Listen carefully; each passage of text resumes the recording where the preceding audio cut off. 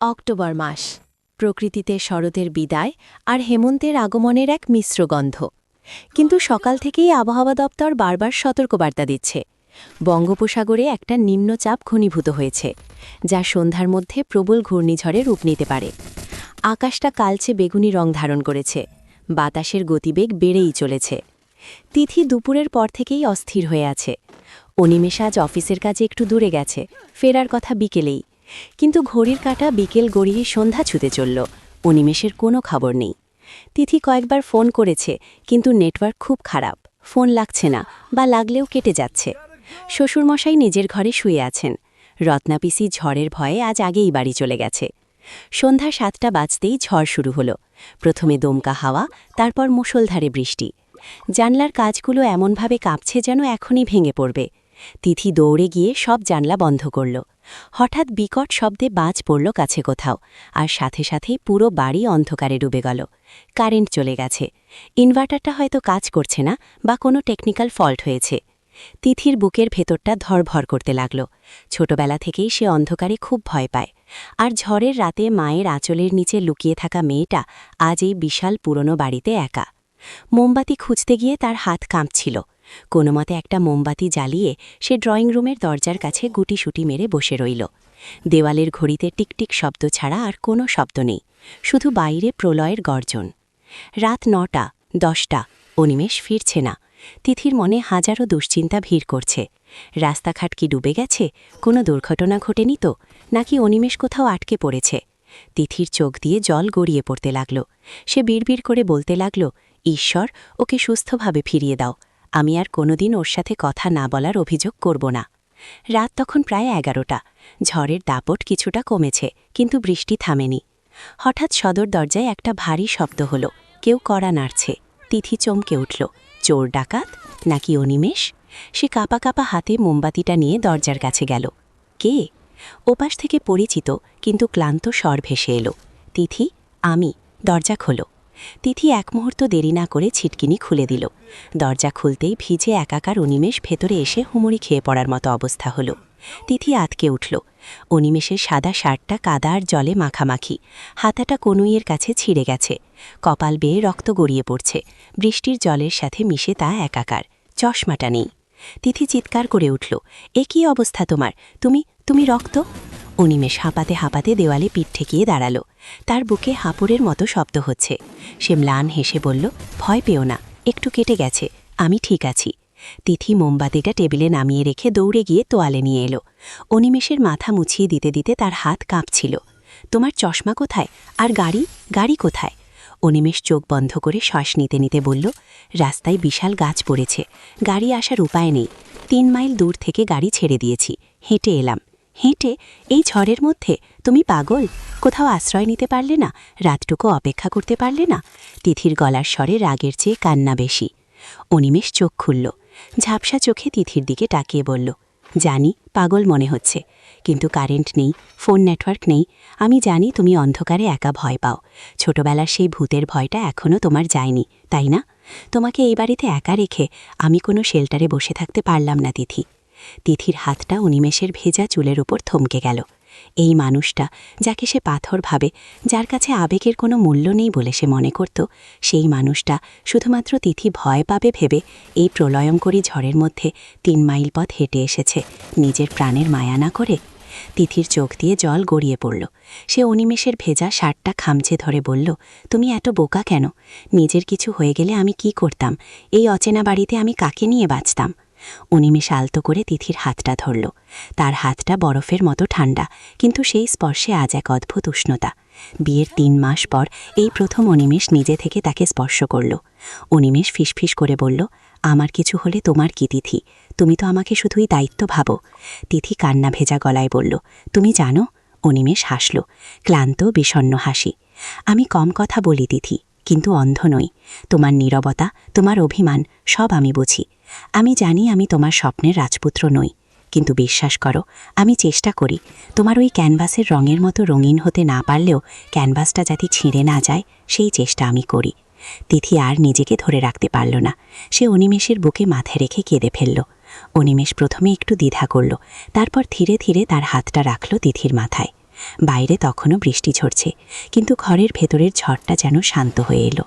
মোমবাতির কাপা কাপা আলোয় দুজন মানুষ আবিষ্কার করল, ভালোবাসার ভাষা সবসময় শব্দে হয় না, কখনো কখনো ভেজা শরীরে, রক্তাক্ত কপালে আর এক বুক দীর্ঘশ্বাসেও ভালোবাসা লেখা থাকে। তিথি চোখ মুছে বলল, চলো তোমার ক্ষতটা পরিষ্কার করে দিই, ডেটল লাগাতে হবে। অনিমেষ বলল, খুব জ্বলবে?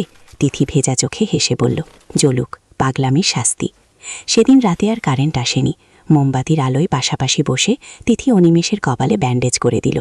অনিমেষ চুপ করে তাকিয়েছিল তিথির মুখের দিকে। তিথি বলল, কি দেখছ? অনিমেষ বলল, ভাবছি, ঝর্ণা এলে হয়তো জানতেই পারতাম না আমার জন্য কারো চোখে জল আসে। তিথি জানলার দিকে তাকিয়ে বলল, আর আমি জানতাম না পাথরের বুকেও এত মায়া থাকে।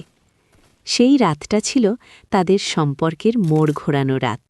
ঝড়ের তাণ্ডব বাইরে সব লণ্ডভণ্ড করে দিয়েছিল ঠিকই, কিন্তু ঘরের ভেতরে গড়ে দিয়েছিল এক নতুন সেতু, যে সেতুর নাম বিশ্বাস। আমার নাম নীলিমা। আমি বরাবরই একটু চুপচাপ স্বভাব। ভিড়ের মাঝে নিজেকে হারিয়ে ফেলার চেয়ে একা জানলার ধারে বসে আকাশ দেখতেই আমার বেশি ভালো লাগত। বিয়ের কথা যখন পাকা হলো, মনের ভেতর একটা অজানা ভয় কাজ করছিল। ভাবছিলাম, যে মানুষটা আসবে সে কি আমার এই নীরবতা বুঝতে পারবে, নাকি আমাকে পাল্টে ফেলার চেষ্টা করবে। বিয়ের দিন আকাশকে প্রথম ভালো করে দেখলাম। নাম আকাশ, আর মানুষটাও যেন আকাশের মতোই, খোলা মনের। কিন্তু আমার ভয় কাটছিল না। বাসর রাতে খুব জড়সড় হয়ে বসেছিলাম। সে ঘরে ঢুকে আমার দিকে তাকিয়ে একটা মৃদু হাসি দিয়ে বলল, শোনো, আজ থেকে কোনো অভিনয় করার দরকার নেই। তুমি যেমন তেমনই থেকো, আমার কাছে সেটাই সবচেয়ে সুন্দর। ওই একটা কথাই আমার বুকের ওপর থেকে পাহাড় সমভার নামিয়ে দিয়েছিল। বিয়ের প্রথম কিছুদিন ছিল একে অপরকে চিনে নেওয়ার সময়। আকাশ খুব কথা বলে, আর আমি শ্রোতা। কিন্তু অদ্ভুত বিষয় হল, ও কখনো আমার চুপ থাকাকে অহংকার বা উদাসীনতা ভাবেনি। একদিন বিকেলে আমি বারান্দায় বসে বই পড়ছিলাম। আকাশ অফিস থেকে ফিরে আমাকে বিরক্ত করেনি। চুপচাপ এক কাপ চা বানিয়ে এনে আমার পাশে রাখল। তারপর নিজের ল্যাপটপ নিয়ে দূরে বসল। কোনো কথা হলো না, কিন্তু সেই বিকেলে আমি অনুভব করলাম, পাশাপাশি থেকেও যে একে অপরকে স্পেস দেওয়া যায়, এটাই হয়তো ভালোবাসা। ধীরে ধীরে আমি বুঝতে পারলাম, আকাশ শুধু কথা বলে না, ও শুনতেও জানে, তবে কান দিয়ে নয়, মন দিয়ে। একবার আমার খুব জ্বর হলো। শরীর এতটাই খারাপ যে বিছানা থেকে ওঠার শক্তি ছিল না। আকাশ সেদিন অফিস কামাই করল, সারা দিন আমার পাশে বসে থাকল। কপালে জলপট্টি দেওয়া থেকে শুরু করে ওষুধ খাওয়ানো সব নিজ হাতে করল। আমি দুর্বল গলায় বললাম, তোমার কাজগুলো সব আটকে গেল। ও আমার চুলে হাত বুলিয়ে বলল, কাজ সারা জীবন থাকবে, কিন্তু তুমি তো একটাই। সেদিন বুঝেছিলাম এই মানুষটার কাছে আমার গুরুত্ব ঠিক কতটা। আমাদের সংসারের বয়স যখন 2 বছর, তখন আমার চাকরিতে একটা বড় সমস্যা হলো। অফিসের রাজনীতিতে আমি টিকতে পারছিলাম না, খুব ভেঙে পড়েছিলাম। মনে হচ্ছিল আমি ব্যর্থ। চাকরিটা ছেড়ে দেওয়ার সিদ্ধান্ত নিলাম, কিন্তু ভয় হচ্ছিল আকাশ কি ভাববে। রাতে খাওয়ার টেবিলে ভয়ে ভয়ে কথাটা বললাম। আকাশ খাওয়া থামিয়ে আমার দিকে তাকালো। আমি ভাবলাম ও হয়তো হতাশ হবে, কিন্তু ও শান্ত গলায় বলল, নীলিমা, তোমার মানসিক শান্তির চেয়ে বড় কোনো ক্যারিয়ার হতে পারে না। তুমি যদি ছেড়ে দিতে চাও দাও, আমরা ঠিক চালিয়ে নেব। চোখে জল আটকাতে পারিনি সেদিন। ও উঠে এসে আমাকে জড়িয়ে ধরেছিল, বলেছিল, সংসার মানে তো এটাই, একজন হোঁচট খেলে অন্যজন ধরে তুলবে।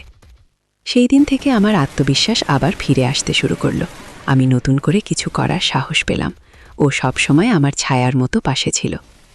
মাঝে মধ্যে আমাদের ঝগড়া হতো, খুব সাধারণ বিষয় নিয়ে, কিন্তু আমাদের একটা অলিখিত নিয়ম ছিল, ঝগড়া করে কেউ আলাদা ঘরে ঘুমাবো না, অভিমান হলেও পাশাপাশি থাকব। এই ছোট নিয়মটাই আমাদের দূরত্ব বাড়তে দেয়নি। এক বর্ষার রাতে আমরা ছাদে দাঁড়িয়েছিলাম। ঝিরঝির বৃষ্টি হচ্ছিল। আমি আকাশের হাত ধরে বললাম, তুমি কি জানো, আমি এখন আর কথা বলতে ভয় পাই না। আকাশ হেসে বলল, জানি, কারণ তুমি এখন জানো তোমার সব কথা শোনার জন্য আমি আছি। আমি আকাশের দিকে তাকিয়ে ভাবলাম, ভালোবাসা মানে সবসময় রোম্যান্টিক ডিনার বা দামি উপহার নয়। ভালোবাসা মানে হলো যাকে সব বলা যায়, যার কাছে দুর্বল হওয়া যায়, আর যে মানুষটা হাজারো ভুলের মাঝেও হাতটা শক্ত করে ধরে রাখে। আজ 5 বছর পার হয়েছে। আমাদের জীবনটা হয়তো সিনেমার মতো রঙিন নয়, কিন্তু একটা স্নিগ্ধতা আছে। প্রতিদিন সকালে যখন ঘুম ভাঙে পাশে ওকে দেখে মনে হয় জীবন সুন্দর। এখন আমরা শুধু স্বামী স্ত্রী নই, আমরা একে অপরের সবচেয়ে ভালো বন্ধু। আমাদের গল্পে নাটকীয়তা নেই, কিন্তু প্রশান্তি আছে, প্রতিশ্রুতি কম কিন্তু বিশ্বাস অটুট। এভাবেই আমাদের দিনগুলো কেটে যাচ্ছে, ভালোবাসার এক নীরব চাদরে মোড়ানো। আমার নাম তিতলি। ছোটবেলা থেকেই আমার মুখে কথার খই ফোটে। এক মুহূর্ত চুপ করে থাকা আমার পক্ষে অসম্ভব। মা বলতেন, তোর এই বকবকানি শুনে কোনো ছেলে তোকে বিয়ে করবে না, কিন্তু বিয়েটা হয়ে গেল রুদ্রর সাথে। রুদ্র মানুষটা আমার ঠিক উল্টো, বড্ড গম্ভীর, মিতভাষী। সারাদিনে ওর মুখ থেকে 10টা কথা বের করা কঠিন। বিয়ের পর ভয়ে ছিলাম, আমার এই অবিরাম কথা বলা ও সহ্য করতে পারবে তো, নাকি বিরক্ত হয়ে বলবে একটু চুপ করো তো। প্রথম দিকে আমি খুব সচেতন থাকতাম, চেষ্টা করতাম কম কথা বলার, কিন্তু স্বভাব তো আর বদলানো যায় না। অফিস থেকে ও ফিরলেই আমি শুরু করে দিতাম, সারাদিন কি হলো, পাশের বাসার ভাবি কি বলল, সিরিয়ালে কি হলো, এমনকি বিড়ালটা আজ কয়বার ডাকলো সব। রুদ্র সোফায় বসে চা খেতে খেতে চুপচাপ শুনত, মাঝে মাঝে শুধু মাথা নাড়াতো বা ছোট করে বলতো আচ্ছা। আমার মনে হতো ও হয়তো শুধু ভদ্রতা করে শুনছে, মনে মনে নিশ্চয়ই বিরক্ত হচ্ছে। একদিন আমাদের এক আত্মীয়ের বাড়ি দাওয়াতে গেলাম। সেখানে এক বয়স্ক মহিলা সবার সামনে আমাকে বললেন, বাপরে, মেয়ে তো নয়, যেন রেডিও। এত কথা বললে বরের তো কান ঝালাপালা হয়ে যায়। সবাই হেসে উঠল। আমি লজ্জায় কুঁকড়ে গেলাম, আর চোখে রুদ্রর দিকে তাকালাম। ও নির্বিকার মুখে বসে আছে। আমার মনে হলো ও নিশ্চয়ই মনে মনে এটাই ভাবে। সেদিন বাড়ি ফিরে আমি সিদ্ধান্ত নিলাম, আর না, আমাকে পাল্টাতে হবে। গাম্ভীর্যই হয়তো ব্যক্তিত্ব। পরদিন থেকে আমি একদম চুপ হয়ে গেলাম। রুদ্র অফিস থেকে ফিরল, আমি চা দিয়ে চুপচাপ রান্নাঘরে চলে গেলাম। ও কিছু জিজ্ঞেস করলে এক শব্দে উত্তর দিলাম, হ্যাঁ, না, হুম। প্রথম দিন ও কিছু বলল না। দ্বিতীয় দিন ও বারবার আমার দিকে তাকাতে লাগলো। তৃতীয় দিন সন্ধ্যায় ও অফিস থেকে ফিরে আমার পাশে বসল। আমি তখন টিভি দেখছিলাম। ও রিমোট দিয়ে টিভিটা বন্ধ করে দিল। আমি অবাক হয়ে তাকালাম।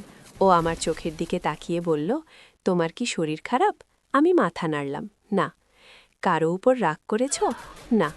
তাহলে বাড়িটা এমন গোরস্থানের মতো চুপচাপ কেন? গত 3 দিন ধরে আমার মনে হচ্ছে আমি কোনো ভুল বাসায় ঢুকেছি। আমি নিচু গলায় বললাম, আসলে আমি খুব বেশি কথা বলি। সবাই বলে আমি নাকি রেডিও, তাই ভাবলাম একটু চুপ করা শিখি। তোমারও নিশ্চয়ই বিরক্ত লাগে। রুদ্র কিছুক্ষণ চুপ করে রইল। তারপর একটা দীর্ঘশ্বাস ফেলে বলল, তিতলি, আমি সারা দিন অফিসে ফাইলের মধ্যে মুখ গুজে থাকি। চারপাশে শুধু কাজের কথা, স্বার্থের কথা। দিন শেষে বাড়ি ফিরে আমি যখন তোমার এই অর্থহীন বকবকানিগুলো শুনি, তখন আমার মনে হয় আমি বাড়ি ফিরেছি। তোমার এই শব্দগুলোই তো আমার ক্লান্তি দূর করে। তুমি চুপ থাকলে মনে হয় দেওয়ালগুলো আমার দিকে তেড়ে আসছে। আমি অবাক হয়ে ওর দিকে তাকিয়ে রইলাম। যে মানুষটাকে আমি ভাবতাম আমার কথা শুনে বিরক্ত হয়, সে আসলে আমার কথাগুলোর জন্যই অপেক্ষা করে।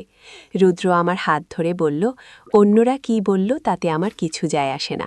আমার কাছে তুমি রেডিও নও, তুমি আমার নীরব জীবনের একমাত্র শব্দ। সেদিন আমি বুঝেছিলাম, ভালোবাসা মানে শুধু মিল থাকা নয়। ভালোবাসা মানে হলো একজন বলবে আর অন্যজন সেই কথাগুলোর মাঝে নিজের শান্তি খুঁজে নেবে। এখন আমাদের সংসার 4 বছরের। আমি এখনও আগের মতোই বকবক করি। রুদ্র এখনও চুপচাপ শোনে। কিন্তু এখন আমি জানি, ওর এই নীরবতা মানে উপেক্ষা নয়, বরং গভীর মনোযোগ। মাঝে মাঝে আমি কথা থামিয়ে দিলে ও নিজেই বলে, তারপর কি হলো? থামলে কেন? আমাদের গল্পটা হয়তো কোনো মহাকাব্য নয়, কিন্তু এখানে একটা ছন্দ আছে। আমি কথা বলি, ও শোনে। আমি বৃষ্টি, ও মাটি। এভাবেই আমাদের অসমাপ্ত কথাগুলো ভালোবাসার পূর্ণতা পায়।